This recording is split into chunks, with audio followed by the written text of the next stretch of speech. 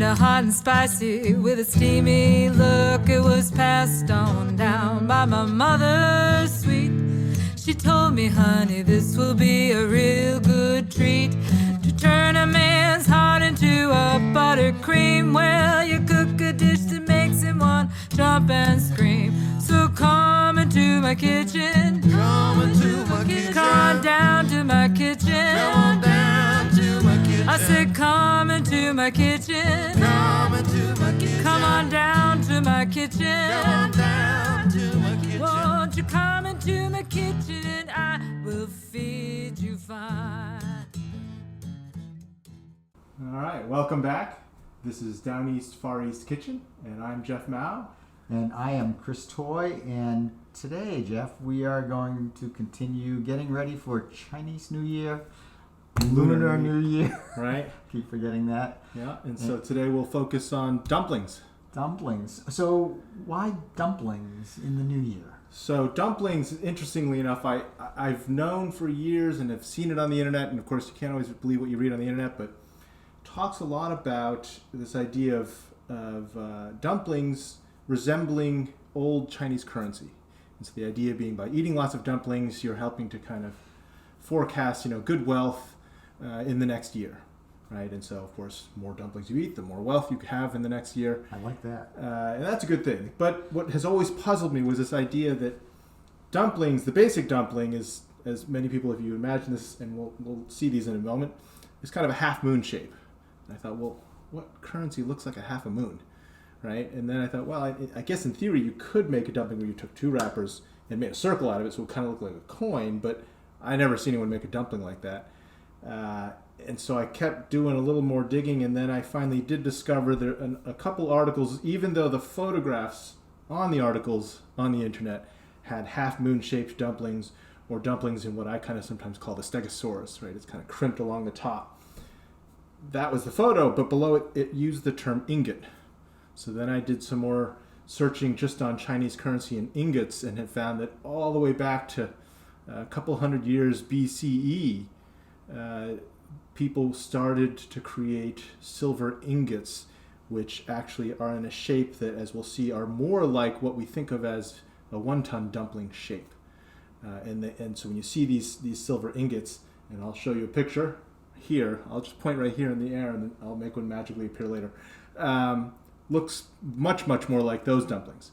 And so I think that the challenge is, on these articles, they need to use the right shaped dumpling in their photographs so that it actually lines up with what the actual old currency looks like. And so we'll look at that today. Yeah. And I've also heard that another shape for the dumplings actually looks like a bag of bullion coins. Okay, yeah. And so again, that's the dumpling kind of looking like like currency. And is that the shape that we kind of my brain thinks of a Xiaolong bao? Yes, right, kind of the exactly. purse, where it's the purse. crimped all the way around in a circle. Yep. Which again, that's why it's called a purse. Yeah. So, Yeah. Okay. So first step. First step for me is making the dough. And so I'm going to start the process. It takes a little while just because you got to let it rest, but it's pretty easy to do. And then I think you're going to show us a faster mechanized world version, but this is the old world version I'm going to start with because I still do a lot of dough in the old world ways. So there we go. So I'll have the old guy do it the new way, and the young guy. The younger guy. I don't know about young. All right. Well, okay, go for it. All right. So I've already pre-measured out some flour. This is just regular old King Arthur all-purpose flour. Honestly, I think you could probably use bread flour, and it really wouldn't make that much of a difference.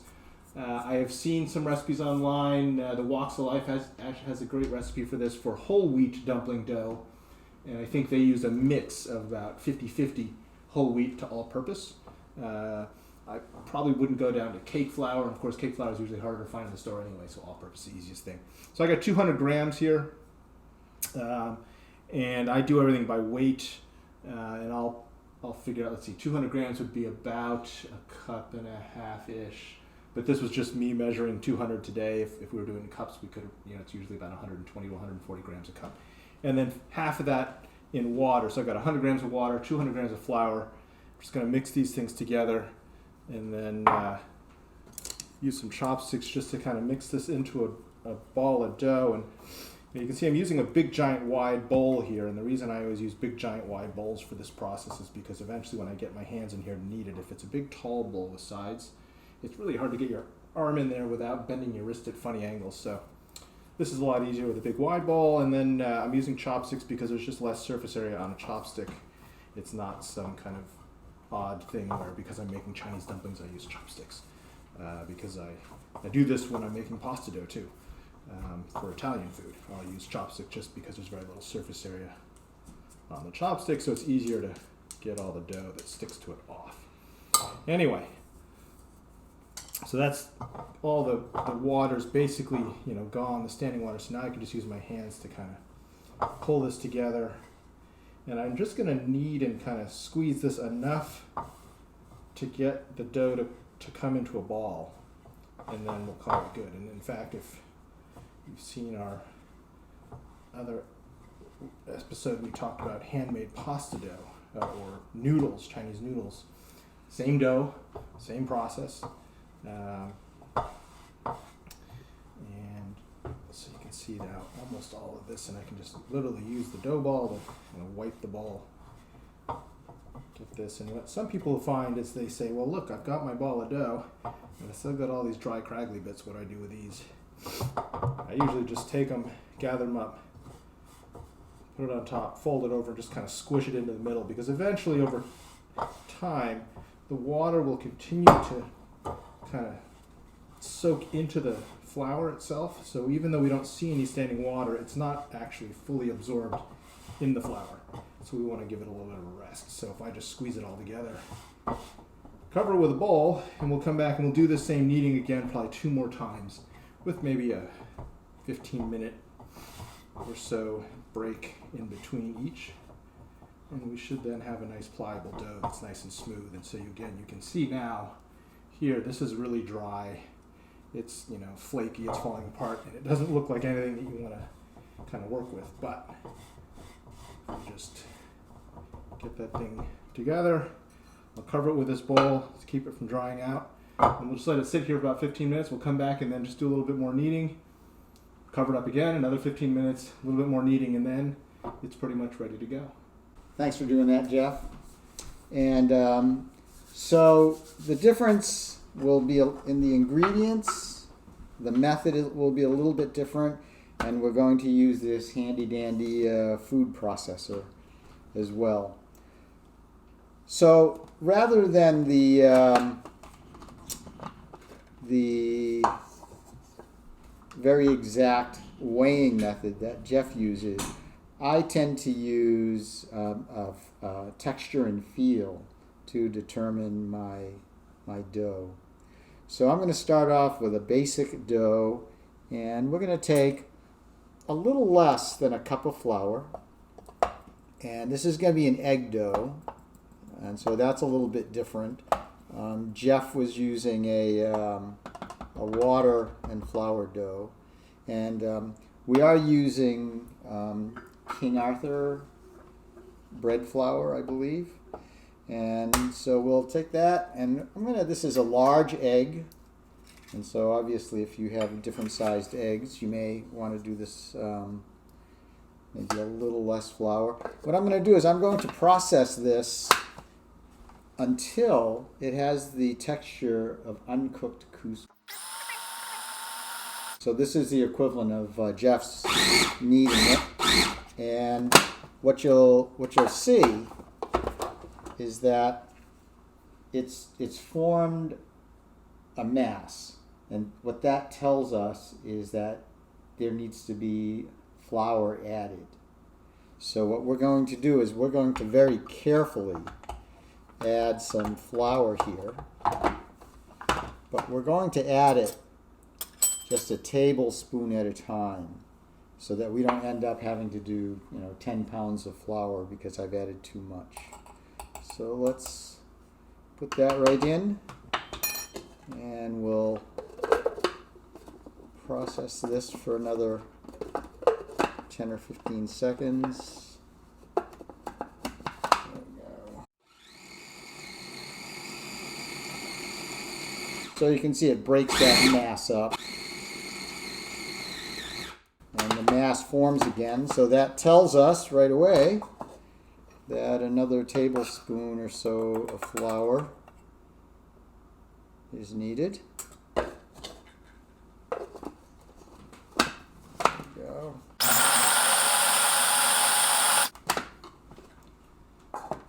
All right, so this is cooked couscous. It's like Israeli couscous. That's right. So we're going to need to add just a little bit more, but I want to be really careful now. So I'm going to switch to like a teaspoon rather than a tablespoon of the flour.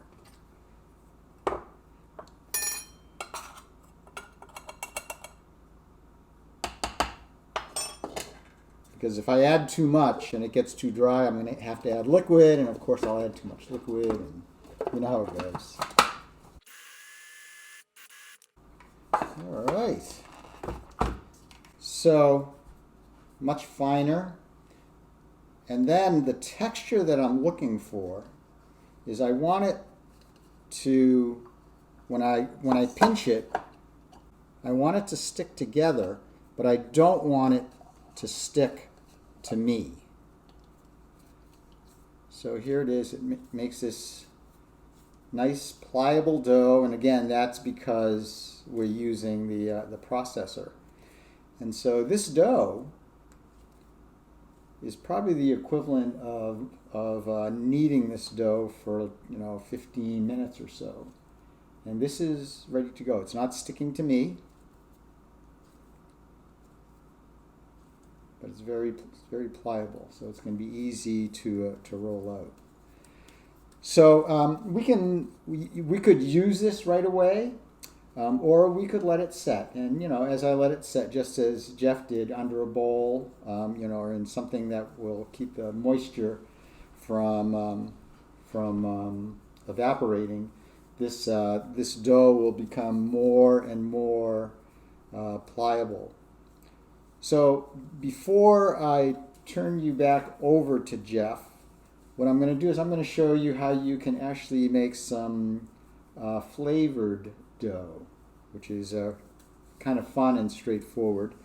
So we'll start off with almost empty bowl, and let's put in some flour here. I'm going to put in almost a full cup of flour here. And we are going to make spinach dough. So this will be a green dumpling wrapper. And I've got some spinach here, some baby spinach. I'm just going to take a handful. Again, I'm not measuring a whole lot. And the thing to remember about the spinach is that there's a fair amount of moisture in the spinach. So for any given amount of flour, I'm going to need less moisture or more flour, depending on how you want to look at it. And I always add the spinach to the flour before I put in the egg, because what happens is the flour is dry, and the dry texture of the flour makes the spinach incorporate more smoothly and evenly into the flour. And what's kind of fun is that when you process it at first, it doesn't look like there's any color.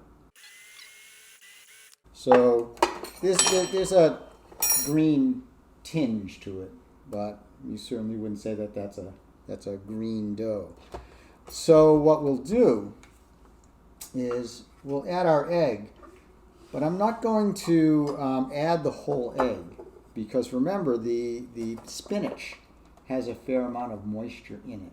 And if I put the whole egg in, I'll probably have to make more dough than I want to at this point. So let's just add that. We'll get our handy dandy chopsticks. We lay them out all over the counter for when we need them. All right, so I want the same texture. I want that uncooked couscous texture. So I'm going to add about a third of this egg.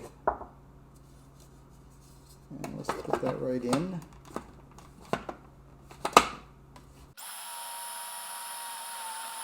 And you'll see that just a little bit of that egg was more than enough to get this to almost the right consistency. And you'll also see that the green color has really come out in the dough now. So I'm going to add a tablespoon of this flour. And you know, the more you do this, the more accurate you can become in your estimate. The spinach leaves will give up their moisture slowly, so it might take a little bit of more processing to get it. So you can see the moisture from the leaves has actually made this very wet, even though I used only part of the egg. So we are going to add a good amount. So this is maybe a tablespoon and a half, knowing from experience that the spinach is going to give up more moisture. There we go. Oh, this is nice. All right, so let's pull that out. So there it is, uncooked couscous, very small pellets, but when I piece them together, they stay together. But again, they don't stick to my hands. All right.